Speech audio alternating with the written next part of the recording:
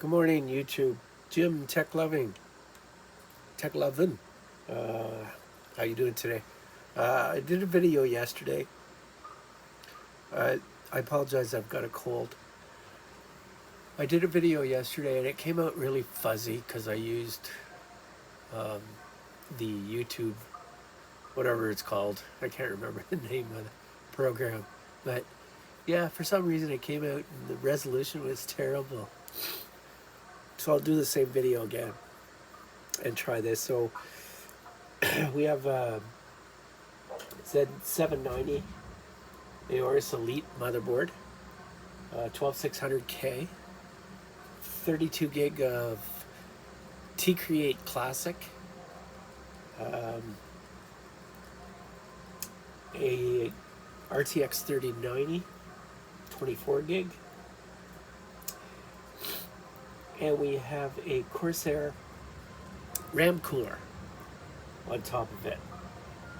So the system is completely tuned. I've tuned the RAM. There's a slight overclock on the RAM, and all the timings are finished on the RAM. That took me a few days. And there's a slight overclock on the CPU, but it's not a static overclock. Instead, it's a max turbo overclock where core 1 and 2, first, if it's only using 2 cores, it's set at 50, so 5 gigahertz, 49 if 3 or 4 cores are used, and 48 when up to 6 cores are utilized.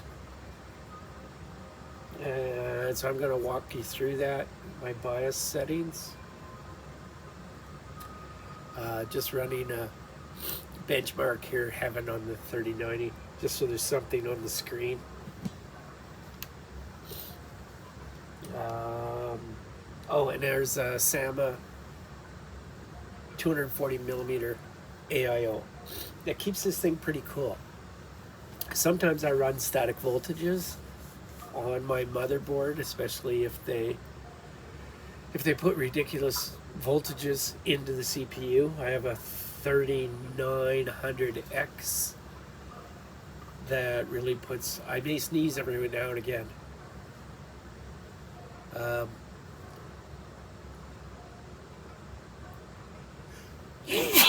Excuse me.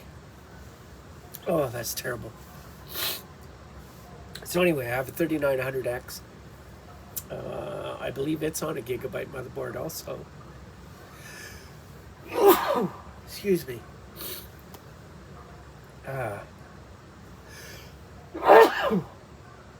So that's my sneezing fit. Every once in a while I go into a sneezing fit. The 3900X I run static voltage on because I was able to achieve higher clocks, and it was putting like 1.45 volts into it in and around there, and I think I'm putting 1 point under load, 1.27, somewhere around there now. So I was happy with that. It was just putting too much voltage, and I actually was getting maybe 4.1 gigahertz out of it. Now I'm getting 4250, 4275, somewhere around there on a static overclock. So if a motherboard doesn't put too much voltage into the processor, then I'll use, on this one I'm using adaptive voltage. Excuse me. Yeah, I need to blow my nose. Yeah, this really sucks. It's getting worse.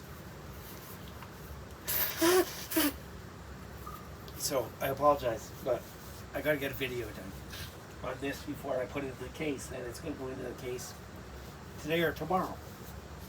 Oh, I have some other work to do also. So, yeah, I'll show you what I got here. So that's how I start the build, is just on the bench like this. It's the easiest way for me to tune a system. easy access to the, if I need to short the jumper to clear the CMOS. Makes it pretty easy. So it's pretty, yeah, pretty basic MSI 3090. It's not a big giant card. It's big enough, but it's not a big giant card. There's the Corsair RAM cooler right there, the AIO. And it's the AIO with the screen, so it's pretty cool. I like that. And the Gigabyte Aorus Z790 Elite. So anyway, yeah, that's what we're doing. And I'll show you the BIOS settings. So up over here, what's my ring light? So I just do this on my iPad. Eventually, maybe I'll get something a little better, but for now, I just do this way. So this is a 5800X3D. RX 7900 XTX, 32 gig of RAM. And I think it's G-Skill 3600 Neo. Is it G-Skill? Yes, it is G-Skill. RGB, you got the RGB 24 pin. And I really like using these adapters where they go from the 6, and so I don't have those cables sticking up over the top near the glass. Keeps it a little bit cleaner, so I kind of like that. And my little, hard to see that, but it says Tekloven. Sorry, difficult to see some stuff, and I think my ring light kind of affects it too. So yeah, this is my basement. Quite nice. Yeah, that's a water heater. Nice, very nice. So I do use multiple monitors when I'm tuning. You're only going to see the one, and I have a fourth one, but I don't have it hooked up right now, which is the small one. But we'll put you back on here. Try and straighten it up a bit here. Whoops, wrong way. I think that's kind of straight, isn't it? Maybe not. There we go. Doesn't look straight.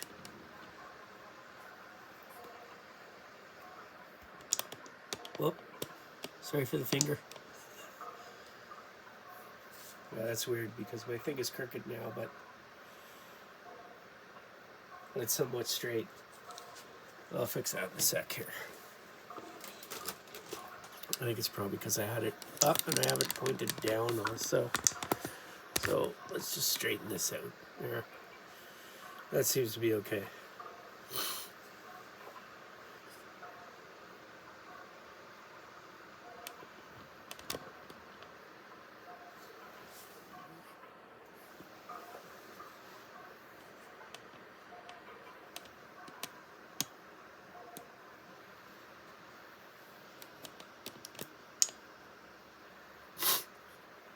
Sorry, I'm trying to get this as straight as I can here.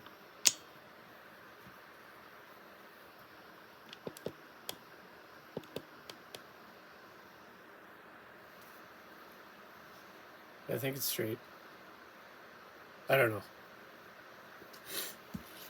488.7 frames. And of course, it's heaven. It's not a...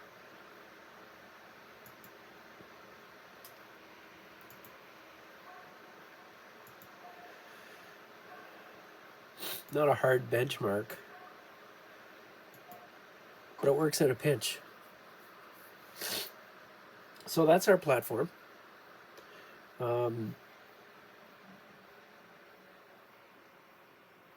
I do use Heaven on the graphics card, but there's no overclock on the graphics card. Or sorry, MSI Afterburner on the graphics card. There's no overclock on the graphics card.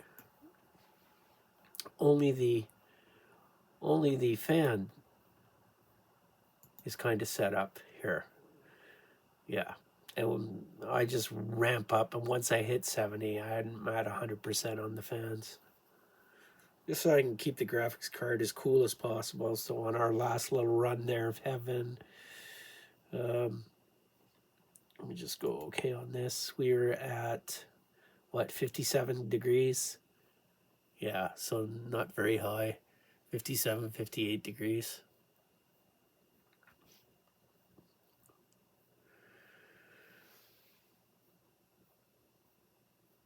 Core clock about 1880.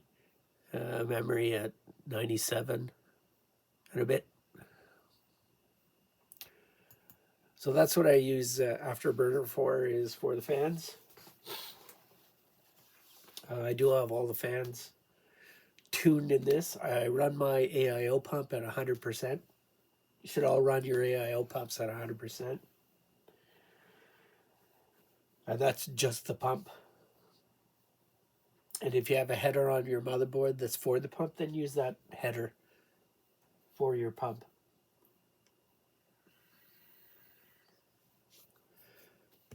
You hear me puffing? That's me on my smoker. Or my vapor. I'm sorry. Okay, let's go into the BIOS.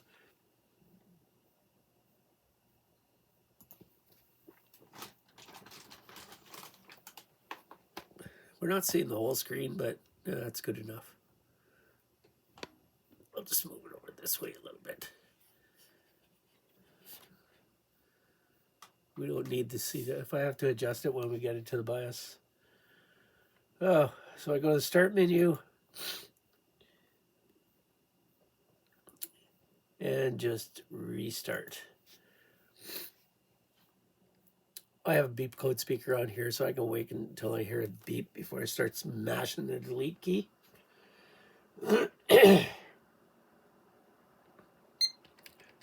There we go. Hopefully it comes up on this screen. Might not. No, it doesn't. Turn.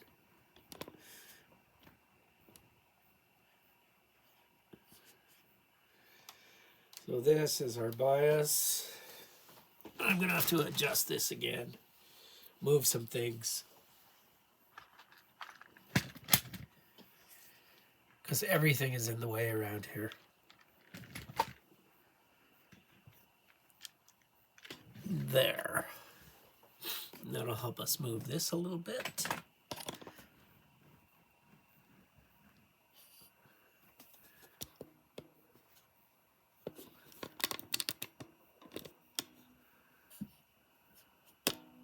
I don't know why this damn thing is crooked.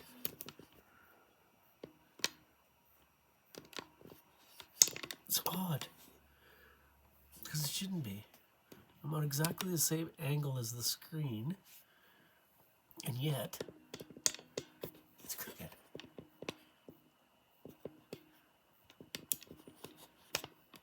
Maybe that's a little better.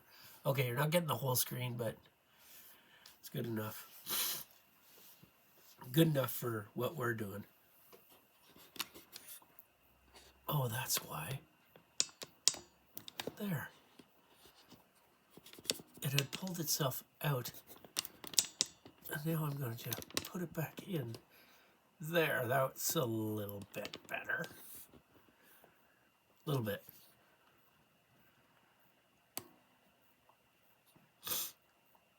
So you can see that we're running at 6,200 mega transfers per second. 32 gig. TCreate is made by Team Group, and it's Hynix integrated circuits, or Hynix ICs. We're running at 4.8 gigahertz. And there's our voltage at 1.23 volts under no load.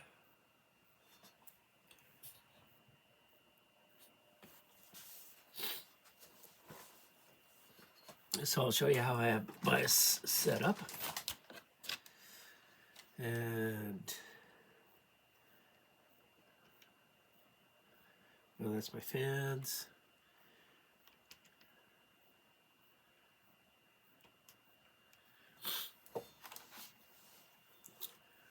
All right.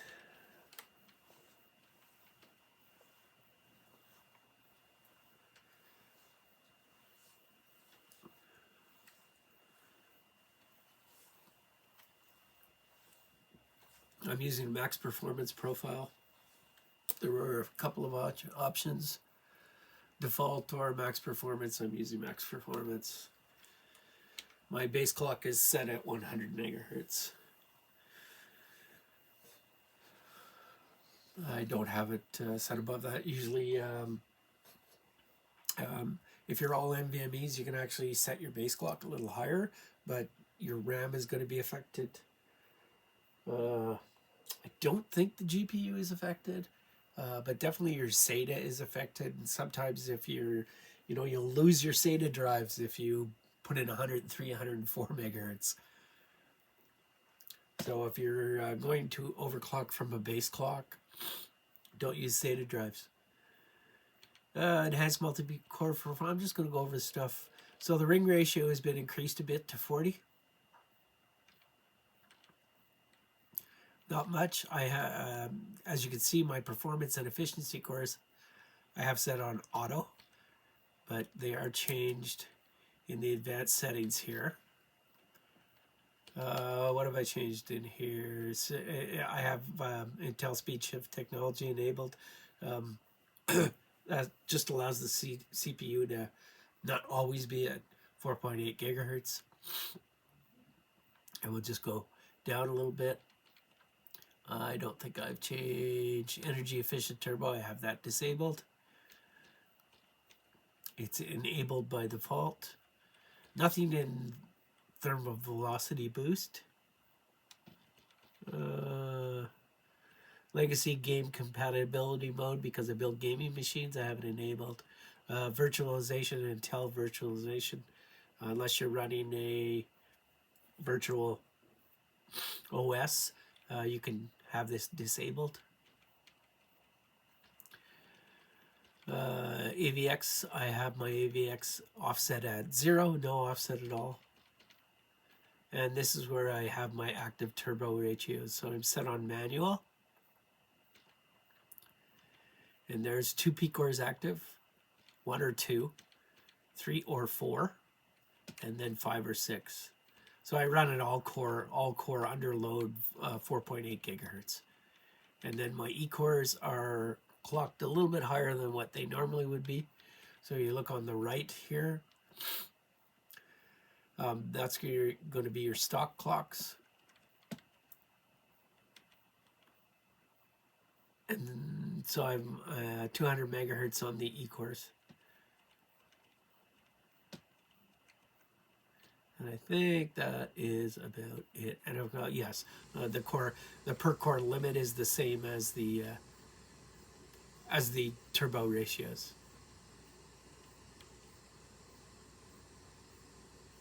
So that's exactly the same.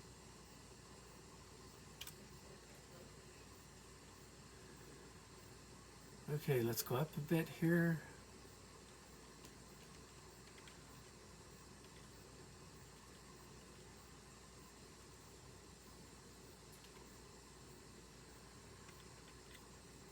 Escape out of here.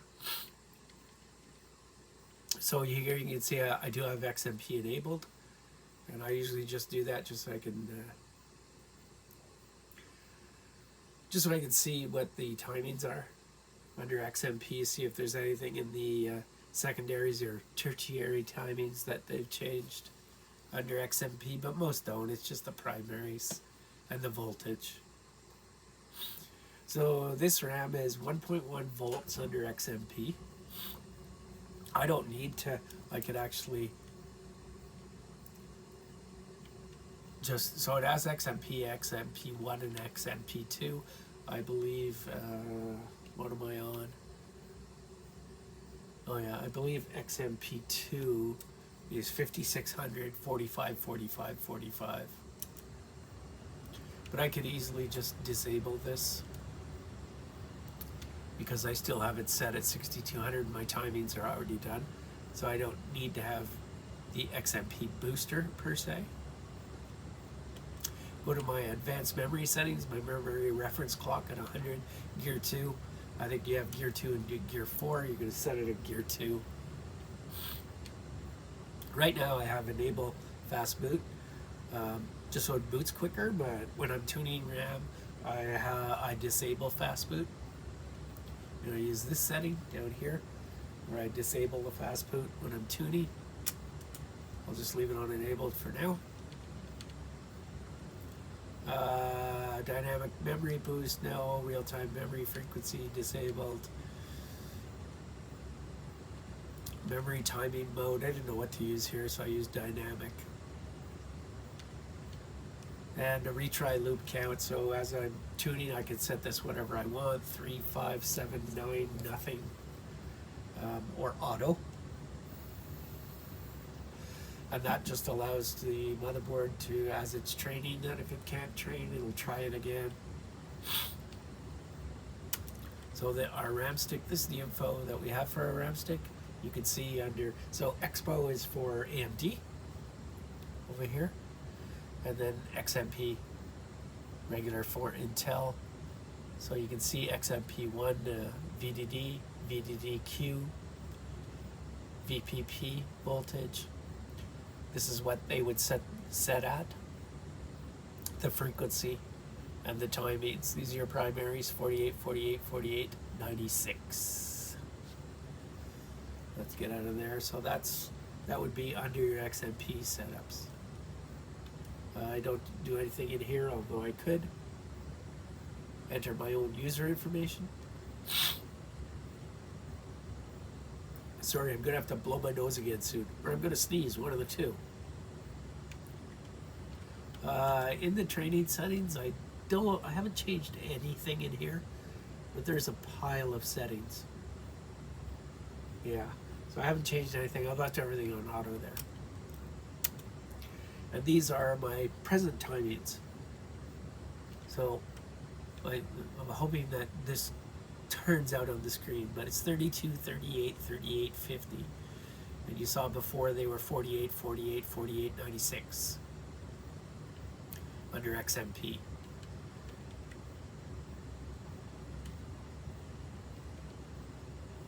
Now, what I should show you first, before I show you that, is we're going to go back to our main tweaker screen here.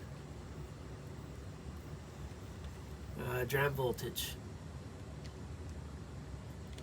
Yeah, actually this is a CPU. I have nothing really set there. I have my internal AC/DC load line set to performance.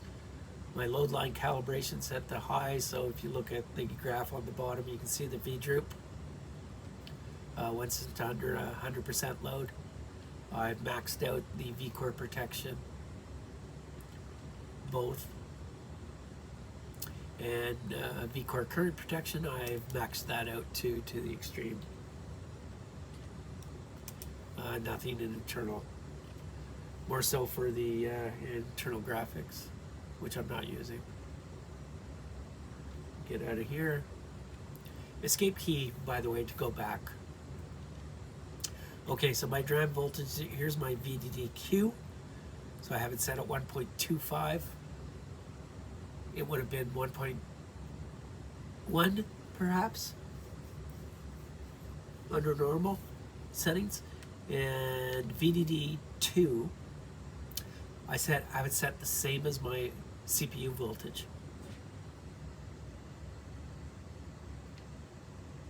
So these are the with DDR5, there's more voltages than DDR4, and Intel is different than AMD. And DDR5 voltage control. So with DDR5, each individual RAM stick, you can have different voltages for each individual RAM stick. I have mine synced so that each RAM stick is getting the same voltage.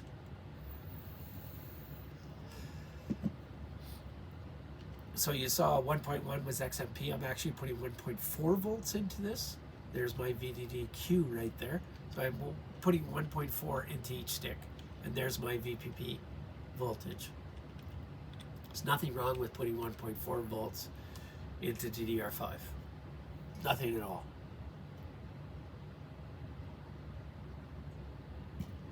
If you want to tighten your timings and maybe do a slight overclock, you're gonna have to put a little more voltage into it in order to achieve the timings you want to achieve. because with XMP, it has to,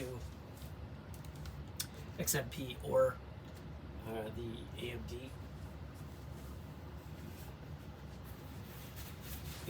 XMP, I guess I've called that because I can't remember the names all the time. There's way too many. Sorry, I'm gonna blow my nose again. Where was I going? Yeah. XMP has to work on every single platform. So the timings are pretty loose. So that does work on almost every platform, right? Because sometimes you have trouble getting your XMP to work on certain platforms.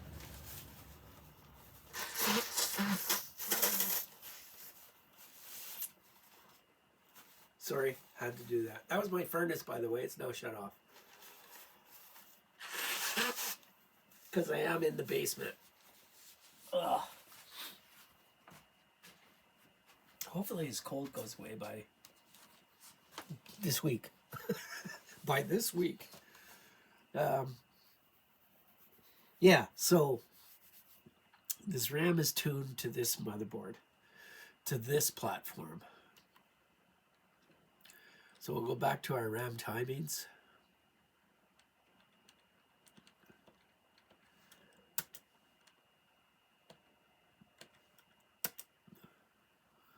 All right, so 32, 38, 38, and 50 on our primaries.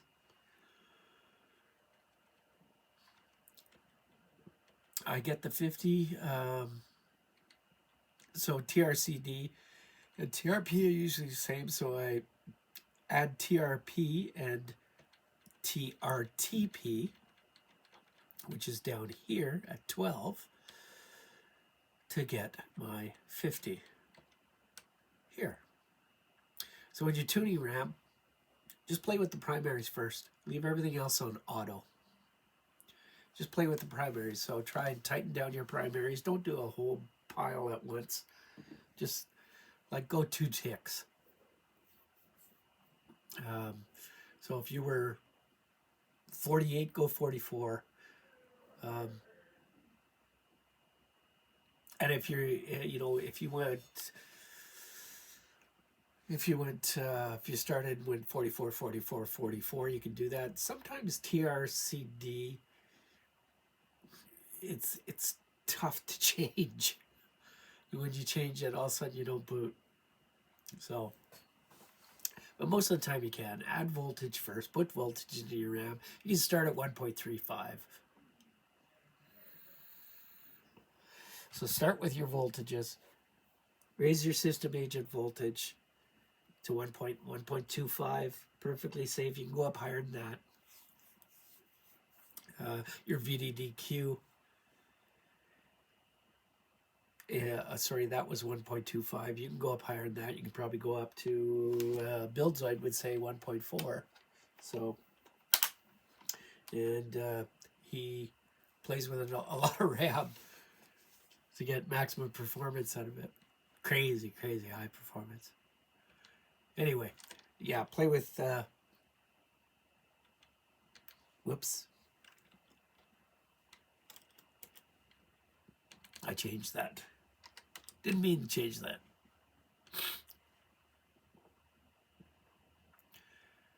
I'll go back to 50. TRC doesn't matter what I do with this. I don't think it really uses it for whatever reason.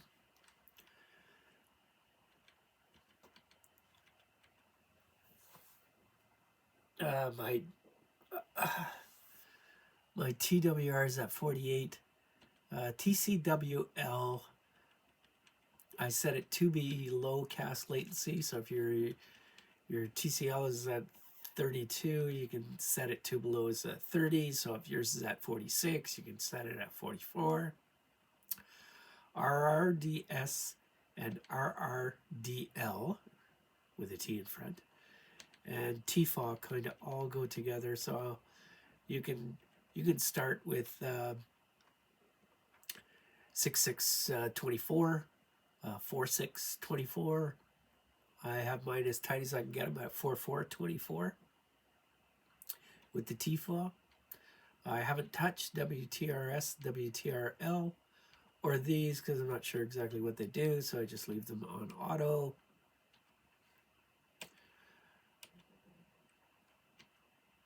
TRFC2, I was originally pretty high originally. So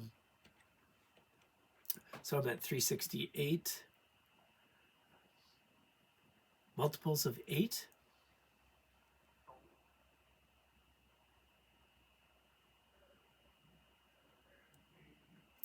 Yeah, I think this is 40. Is this 40, 45?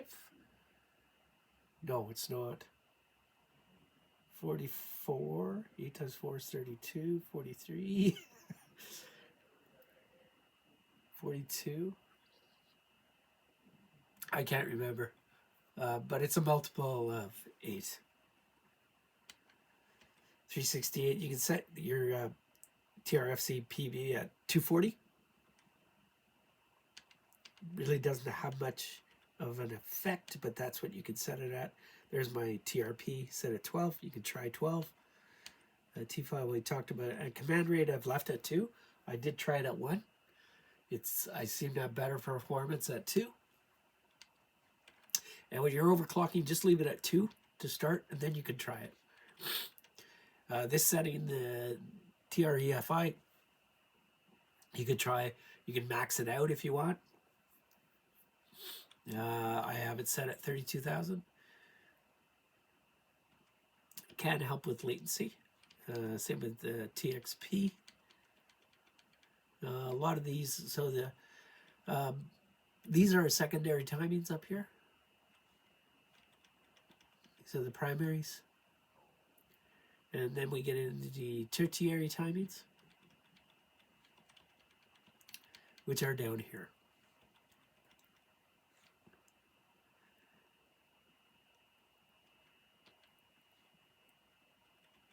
So WRP den and TWR pre, you can set them both the same. These are a long way from what they were under XMP or JDEC. They were 144. And now they're down to 44.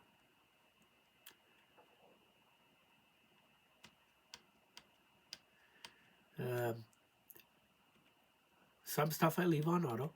TCreate, you can try 8, 10, 12. Lower can be a little better. Read to read, 12. Read to read, SG is, I'm not sure what SG and DG means. Build site will tell you. Right to right, 14 and 8. So kind of somewhat matching the 12 and 8 and then the 14 and 8. Probably tighten that up a little bit. These are the only 3 that I do.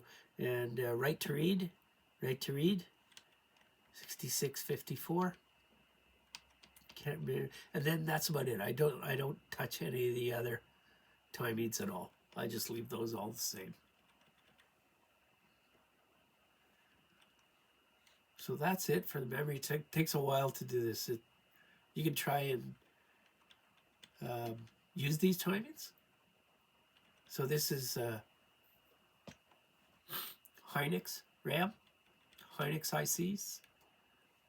And we'll go back in there and just check to make sure.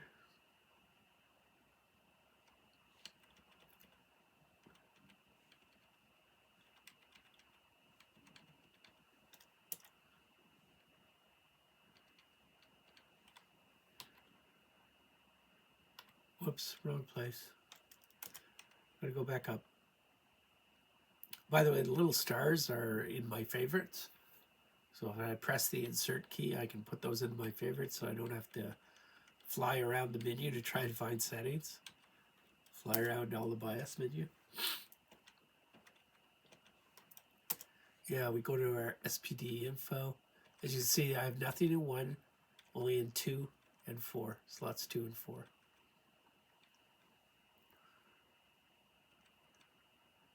Yeah, so I think it's Hynix.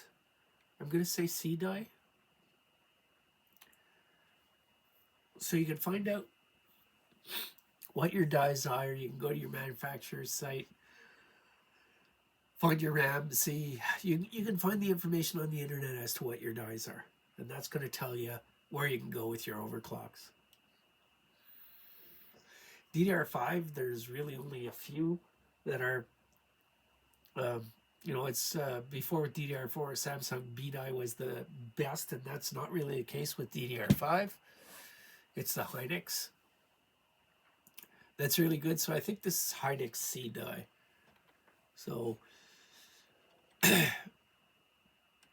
you can use these timeouts. You can, if you have the Hynix C die, doesn't have to be the TCreate RAM at all. You don't need a RAM cooler.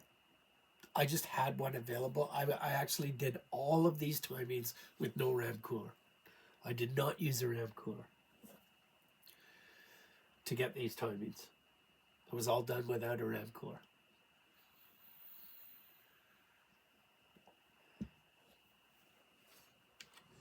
And this is,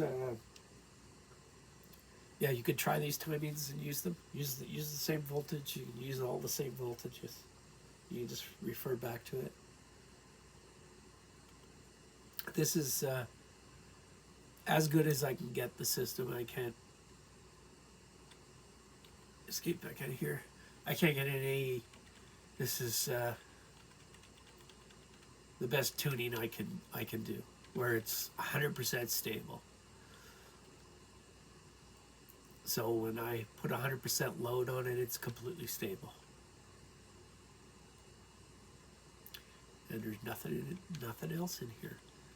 So the one change, so when I go to save and exit, and you press enter, it's going to show you what you changed. So I disabled my XMP. And I'm going to click yes. I disabled XMP, but I have manual timings, right? So should be fine.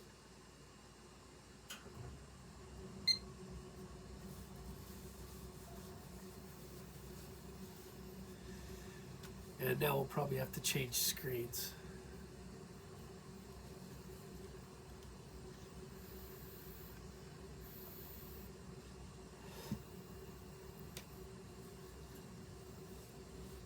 And I have fast boot enabled, so if I didn't have it enabled, it would take a little bit longer for it to get to the beep. So actually my main screen is over there, but we'll stay on this one. Look, it's still straight. Woohoo. All right, let's run something here.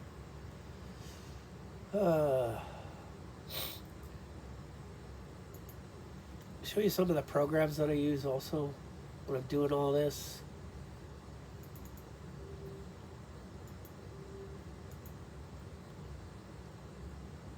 So in this case, because it's Intel, I'll use the ASRock timing configurator. I can't make any changes in here, but it shows me what my timings are. So this is exactly the same as what we saw in the BIOS.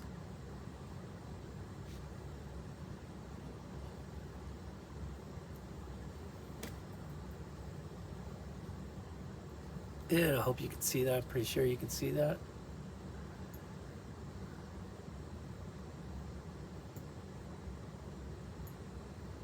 I'll put it back over there. So I use that program. I also use, when I'm stress testing, so I want to test the speed of my memory. This is just one of the programs. Well, I won't even use this. I'll use Ada.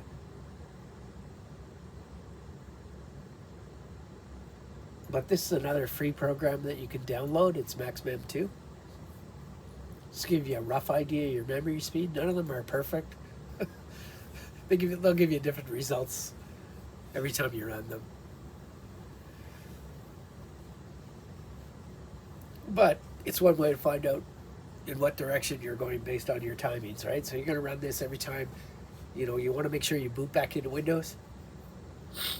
You don't have to do a stress test at first. You can wait to do a stress test, but you don't want to do all your timings and then do a stress test. And then once you get so far with your tuning, then you want to stress test all the time.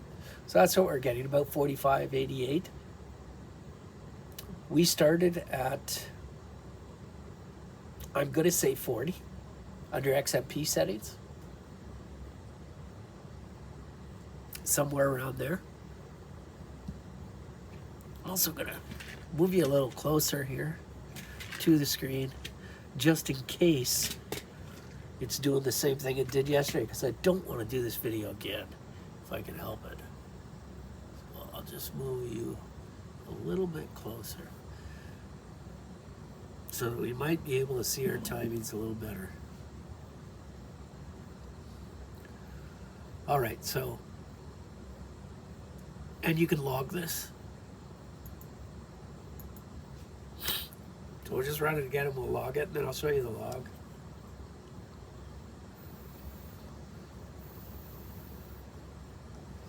So it keeps the log in the Nvme directory, wherever you install this program to.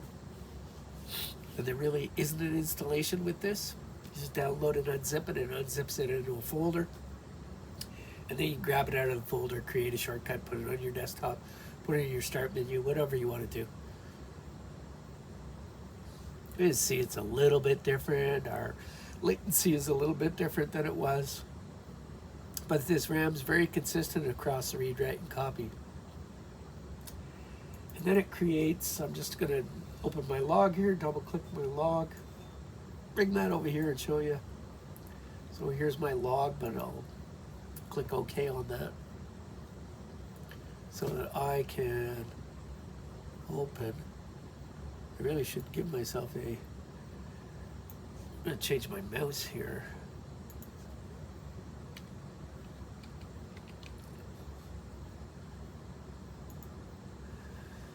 And I'm going to go to a different style of pointer. Mouse pointer, black. Make it a little bit bigger so it's massively large. There we go. So there's my new mouse. Easy to see. So disregard the first one. I don't know what that's from. Crucial. So here's where I started. Yeah, 40.43 is where I started.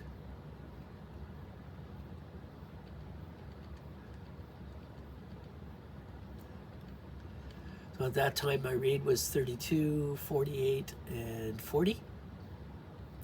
Latency was 67.4. And our result was 40.43 gigabytes per second. And here's where we are now, which is 45 gigabytes per second. So we picked up 5 gigabytes. Our latency is now 60 from 67. And we have 39 on the read, 47 on the write. So the write hasn't changed that much at all.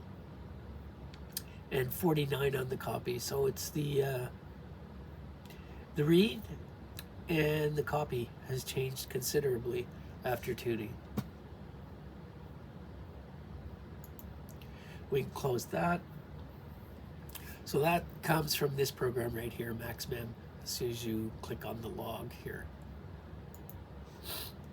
So for testing, I use, this is one of the programs I will use, which is Nvme. That'll run for an hour. Should get 0 errors. Oh, I better move that a bit. You can't even see it. So you should get 0 errors. This is Nvme 5. And another one is just a Windows RAM test that I pull out of Ryzen DRAM calculator because it's inside the calculator. As soon as I find it,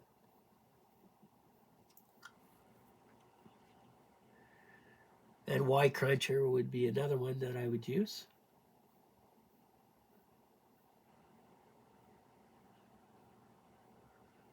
Where is? Sorry, oh, there it is. I was having trouble finding it. So that's this right here. There's another screen that comes up first. Let's put you over there. Now, because I'm testing my RAM, I'll just exit this. Otherwise, it'd take forever for another program to start because all the RAM would be used. There we go. So you can enter 2000. I run a bunch of iterations of it. So you can enter 2048. You can press start testing and OK. And it's going to start testing this. Here's your percent coverage down here. So I'll run, I'll take my number of threads and I'll run the same number of iterations of, now I might run 1024 for each one. In this case, I'm running 2048. I might bring up, let me see, I have 32 gig of RAM, so I'll test 24, 26. And I'll run each one, and I'll run it overnight. So I'll run 10 or 11 or 12 iterations of the program, each at 2048. And we can stop testing on that. And what are we looking for? We've got that up there.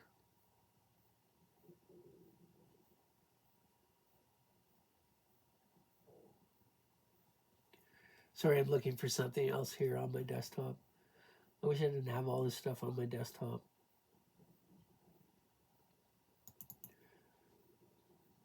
This is the other one I sometimes use, which is Y Cruncher. Yeah, you can just skip what that says at the bottom. Some sort of haha. And it'll just test your RAM. There are some options you can put into it when you run it.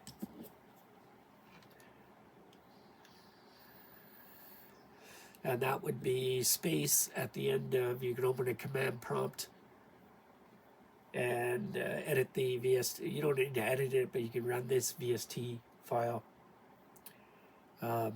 This Y Cruncher file and enter stress space VST. So that's kind of all it's testing. But it'll go through the RAM and test the RAM. And I want to stop it. I can just Control C. And that stops the testing. And I think you could probably hear the fans ramp up a little bit. So that's that. And of course, HW info.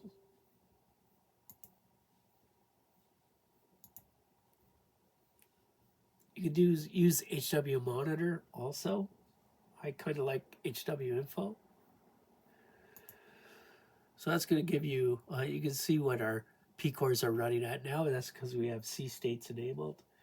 So if we were to run a Cinebench run, and I'll just bring this up on this screen over here on my left, and then we'll see everything change once the Cinebench run starts. And yeah, it's already changed. You can see the P cores at 48 and the E cores at 38. This is the effective clocks, so sometimes they're slightly lower. In this case, they're not. So this is going to give you all your voltages. You can see where you stand, and we're going to get to our RAM here because we're not stressing our RAM, so it's at 27 degrees. With RAM, you want to keep it below 60. You know, if you're above 60, then you might want to lower your voltage, or lower your voltage. Voltage is always where you're going to get some heat. So we score an 18442, which is a good score on Cinebench R23. And if we were to, let's just run Y Cruncher on our RAM here.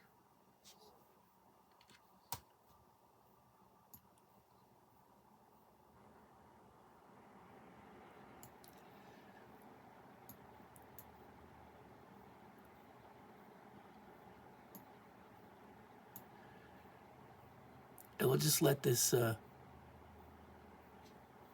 run a little bit and see what our temperatures get up to. So before, with no RAM cooler at all, I was probably getting 52 degrees in and around there on each stick. And now it's significantly lower than what it used to be.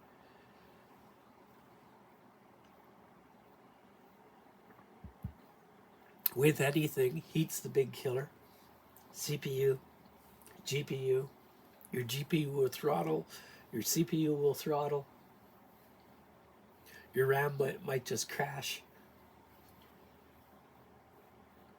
But you got to be careful.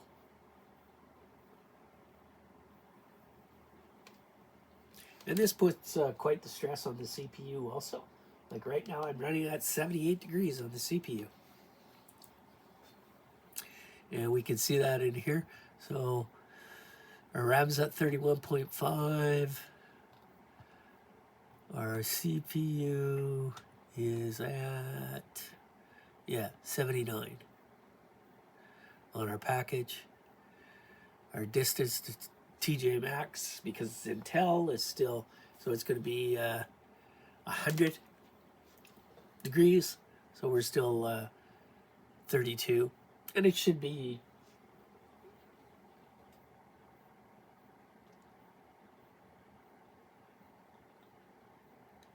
those are, individual core temps.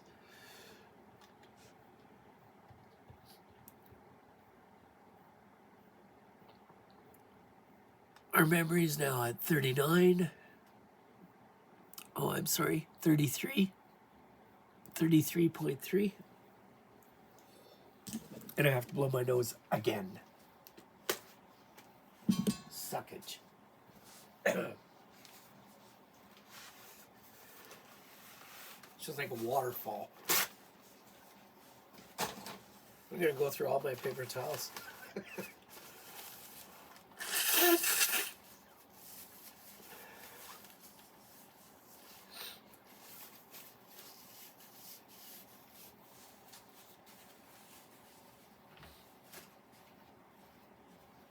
Another thing I can tell you, whether you're using an air cooler or a liquid cooler, air coolers, I like air coolers too. Noctua's, Thermalrights. Thermalrights are very good price-wise. Price-wise, the Thermalright Peerless Assassin, the Frost Spirit, although I found it difficult to get the Frost Spirit, but they're excellent coolers. Huge, massive like Noctua, but don't cheap out on your thermal paste. This stuff is pretty good. Oops, there we go. Gala GC4, so there's quite a few YouTubers that have tested thermal paste. And, don't cheap out on the stuff. What's also very good too is the Noctua stuff is pretty good. The one that comes with Noctua coolers. The Thermalright uses TF7, so I know I've purchased this before by itself, but that's what comes with the Thermalright coolers. Let that focus. And then for just, when I'm playing with stuff, bench testing things, where I don't want to use my expensive stuff. I have the old HY700 thermal paste from China. thermal grease. This stuff's wicked. It really like stays on your fingers and everything. So I use that just when I'm running through motherboards and CPUs on the bench. It's decent stuff. Does the job. I wouldn't use it in a completed build, but for that purpose, it works quite well. We're at 55 minutes on this. So what are we up to? 35, 35.8, 36. So yeah, those RAM coolers are working pretty good, I'd say.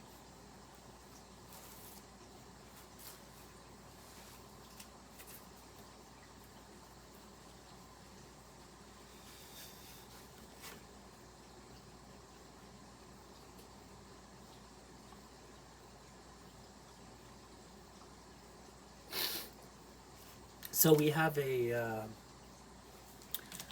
do have a draw for a tiny PC.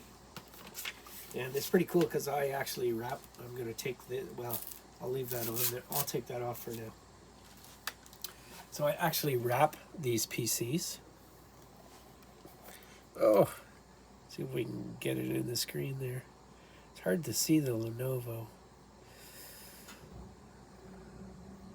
Yeah. There we go. So this is it's a little dirty, but it's a Lenovo tiny PC. That's the size of it. 2 display ports, HDMI, 2 display ports, HDMI, Gigabyte Ethernet. This one has wireless, 5, 6 US 1, 2, 3, no. Yeah, there's 5 or 6 USB ports, comes with the power brick. I actually wrap these with car wrap. I tried it once and I said, wow, this is pretty good. So I'm having a draw for that. And yeah, the specs are, it's a 7500, so an i5 7th gen, 16 gig DDR4. There's a 256 gig Nvme, an SSD. It runs Windows 10 Pro, and Ethernet Wi-Fi, and of course the power brick. These are great little PCs. And it also comes with a wireless keyboard and mouse combination, mini keyboard. So what I use mine for, I mean, they're great. You're not going to game with these, but if you want a small desktop in the kitchen or something, I don't know. Or even what I use mine for is for TV, where I stream everything to my TV from that. And I use the wireless keyboard and mouse. That's why it comes with a wireless keyboard and mouse for that purpose.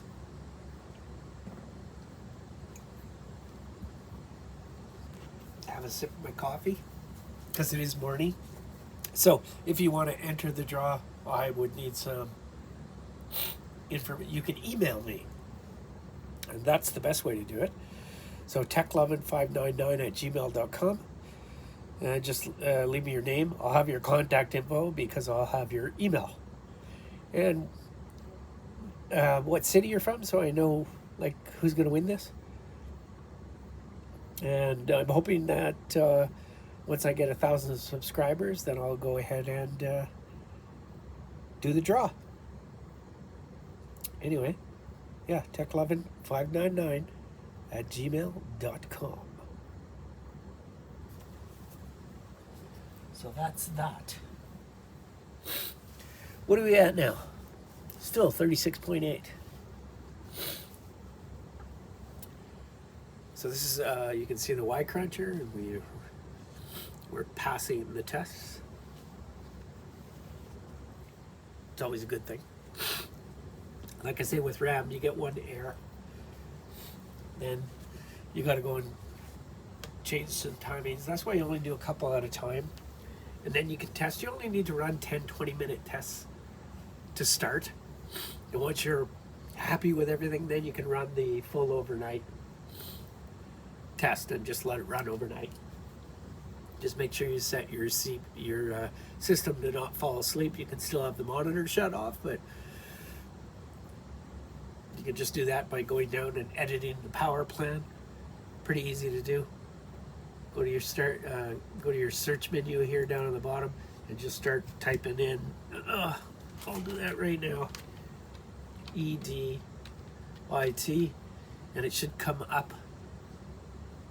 It's out of the screen, out of view of the screen, but you'll see edit power plan will come up, and you can click on that, and it's going to bring up this screen. I have my HW info to remain on top. It's going to bring up, so I have turn off display 1 hour, put the computer to sleep never is the way I have this one set up. And you really only need to turn off your display. So that's the way you would want to set it up to run a Y cruncher or the multiple iterations of mem test. And I would use mem test overnight. You'll get about over 1,000% coverage. And if you come back and the computer's rebooted, then yeah, you had a problem. And it's usually going to be your last time in. That's why you should do 10 or 20 minutes every time you change a couple of timings to make sure everything's going to be good. And I have to hold my nose. So this is going to go in a case. Like I say, it's going in a white case. Because I like white. I find them very clean. Sorry about the nose blowing. I really apologize, but I have no choice. I gotta blow my nose. Cold suck. Not only that, it's like spring's coming up. It's not the middle of winter. Although we got snow last night. Nice. It's been so nice here, and now it decides, like, it's supposed to get minus 30 tonight. What a joy. Which means that furnace that just kicked on now is going to kick on a lot more tonight. Although I've saved a pile of money this week, because it's expensive to heat your home in the frozen north in the winter. It's not cheap. So if you get a really cold winter, it can get really expensive.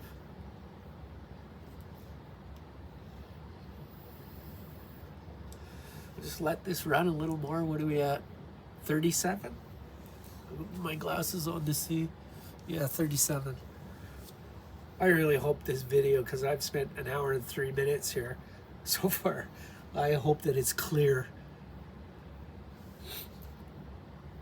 I do have it a little closer to the screen this time.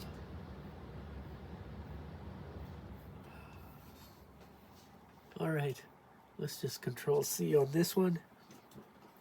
Grab my keyboard again.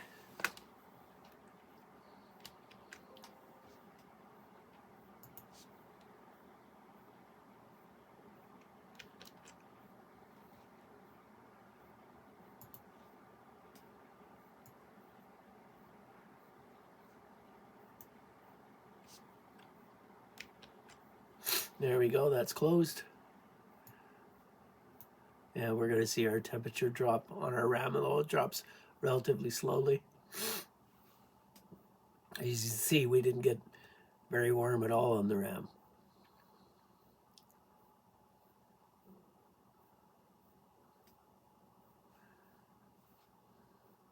Yeah, we're starting to drop there. And of course, our CPU temperature is also dropped. We're down to 24 degrees.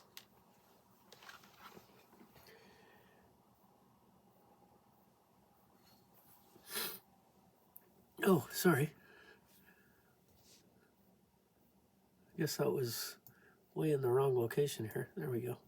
So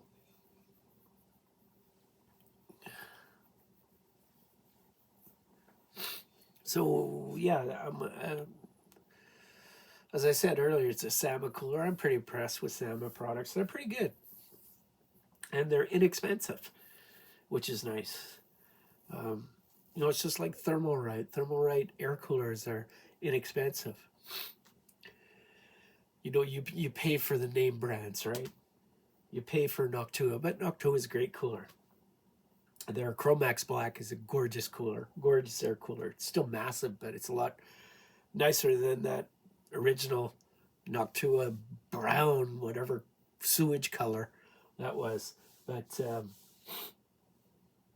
yeah, Sama coolers are pretty good. Not only that, but they stand behind their products, because on the bench here, this screen that I showed you earlier is pretty wonky on this one.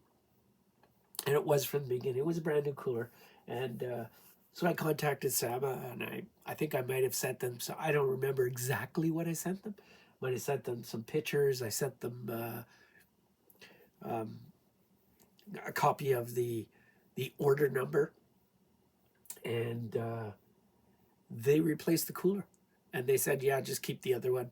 So the cooler works fine from a cooling perspective, but the screen is wonky. Sometimes it works, sometimes it doesn't.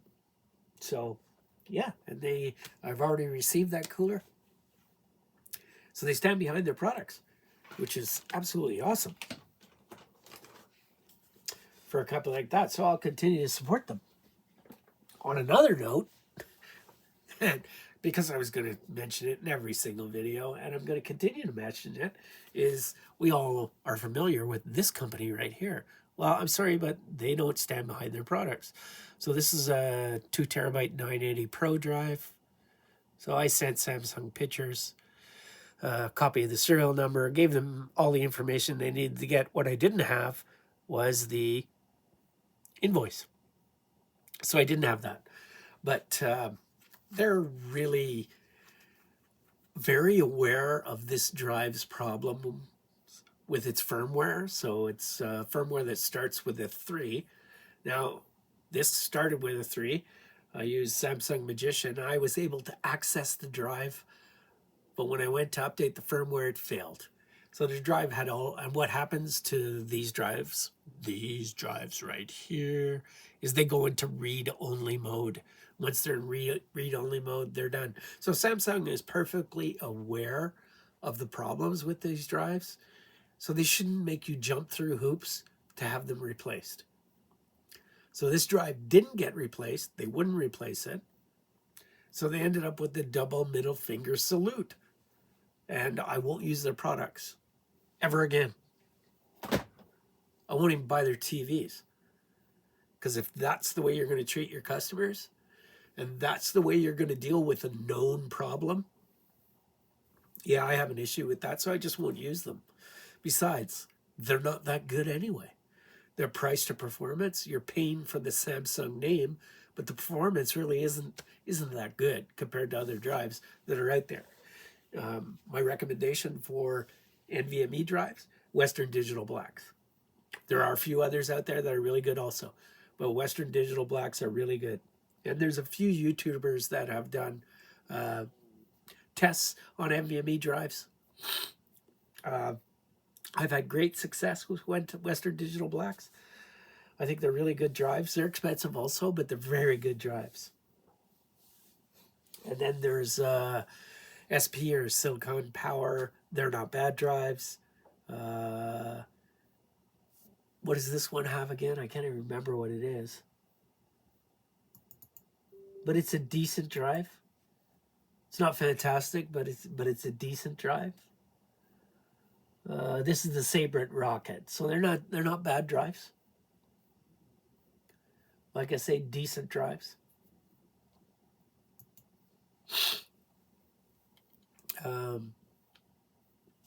There's quite a few of them out there.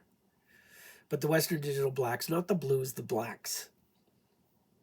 The SN770 is a really good drive. There's only a few that have cache. The ones with cache are pretty good. They're much more they're more expensive because they have cache. What I'm interested in seeing over time is the longevity of these drives, both SSD. Well, SSDs are pretty much the same as NVMe's. They're just restricted by the SATA bus for their speed. So they have that restriction. Sorry, cleaning my glasses. But I'm somewhat concerned about their longevity because I have a few drives that have already died. Older drives, older NVMe's, a few years old, like some of the earlier ones. And they're already dead. And the one thing I can say about NVMe's when they die, like here's an older SSD. Look at the size of this PCB. So it's the whole size of the SSD itself, right? The newer ones are like, they're like less than half this size. There's the, you know, where it would go in the case. Sorry, I'll try and get you the SATA connections and the power. The data and the power.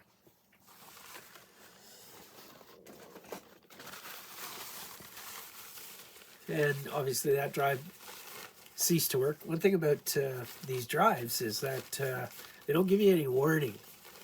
So if you've got data on them, it's not like a hard drive where, hey, that hard drive's getting a little noisy, but you're still able to access the data, so you kind of have time to, you know, transfer everything over.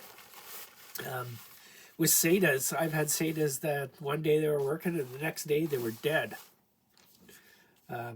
Both SATA NVMe's or M.2 NVMe's, where they're dead the next day. So the data was gone, right? So if you've got critical data, I recommend that you back up your stuff, that you either put them in a RAID array or find some way to back up your data using USB sticks if you want. Because you really only need to back up your data. But if you want to back up the whole thing, you can, but it's your data that's important, right? Like if you have spreadsheets or anything like that, that's what's going to be important, because you can always reinstall programs, but you cannot, unless you back up your data's gone. So I have a little bit of concern about that. Is the longevity of how long are these drives going to last? You know, are we going to get years and years out of them like hard drives, or no? Wipe my nose again. It's not as bad now though. I don't think the coffee helps. I don't know. Perhaps it does, perhaps it doesn't.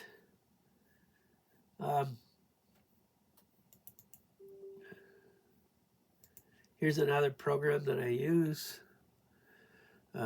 Just here, I'm gonna get rid of this. Don't need that anymore. And this is Specky. Yeah, so it doesn't really tell me what it's gonna tell me over here. Yeah, it's gonna give me my CPU over here where it's 12600kf. So the F means it doesn't have any graphics in it. If it was just a 12600K, then it would have integrated graphics also. That's right, I went into the BIOS and I thought it showed it in there. Anyway, it's a KF, so yeah, it doesn't have integrated graphics. Yeah. So this is another free program. It's just Specky. It just gives you specs of your computer.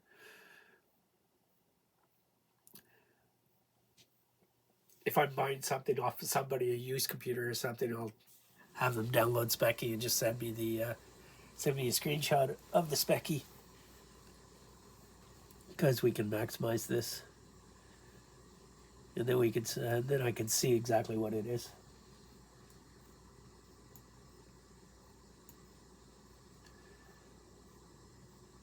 Now, and then you've got you know, you have Prime 95 that you can use.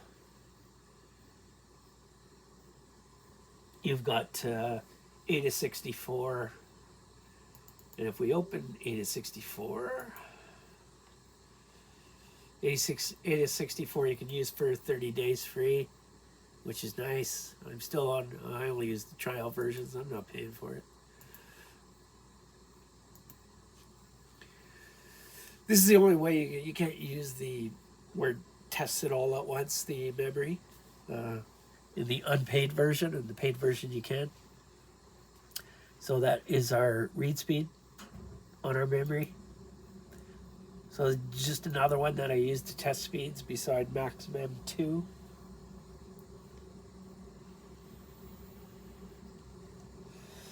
Our write speed, we're top of the charts. Our memory copy.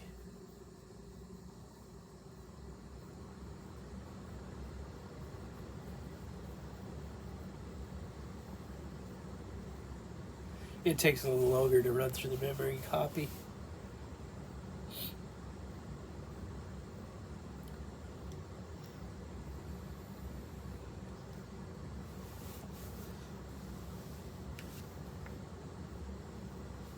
There we go. That's longer than usual. And then our latency.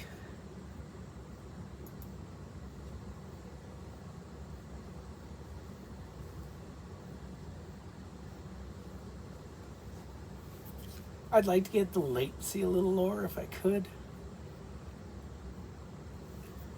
Yeah, 60.4. Sometimes I'll be up around here, but you know, I'm pretty decent at where I'm at right now. So I'm kind of good with that. That's another program that I use. Beta64. And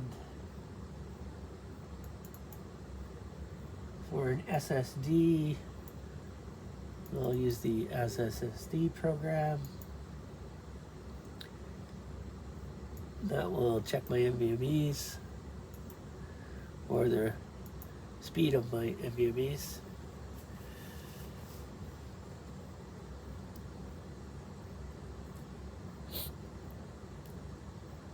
So it's not, you know, it's, I mean, the read speed's okay, the write speed's, and this is,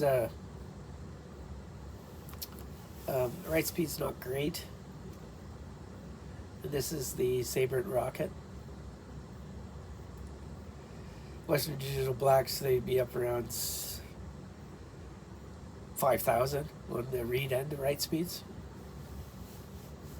So it's not an impressive write speed. I have some drives coming. This was just one that I had left over. I just don't have very many left.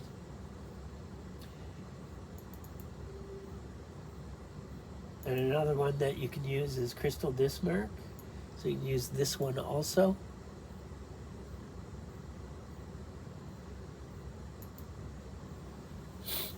I'm just running one at a time here.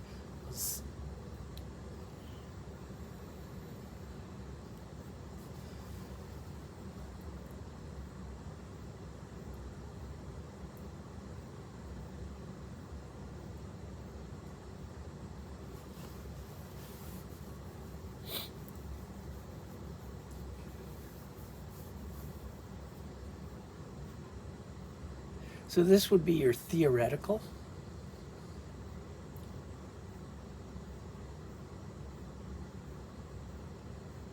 It's going to give me the write speed there too.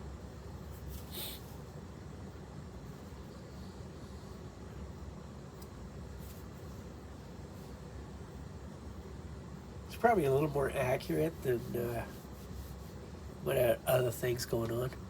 Let me just close this too. And I'll close my hardware info. Okay, so that's done. So we'll do read and write on the what it would be actual.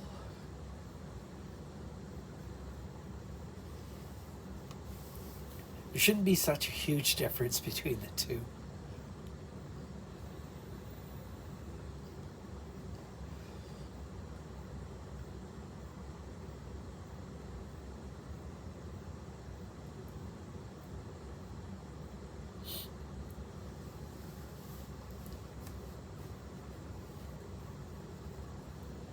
That's what I found with the, so it, you know, they're okay drives, but these are a little overpriced also. You might as well just get yourself an SP or something, something different. These numbers should be much closer than they are. Much closer. And with the Western Digital Blacks that I've tested in the past, they are pretty close to each other.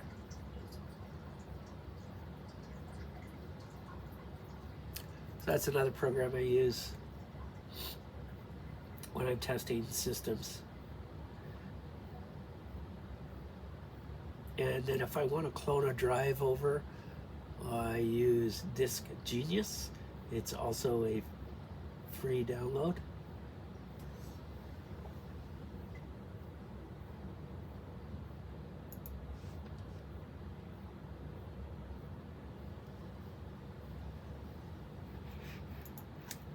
I don't know why I moved it. I moved it, now I can't find it. I'll just do it this way.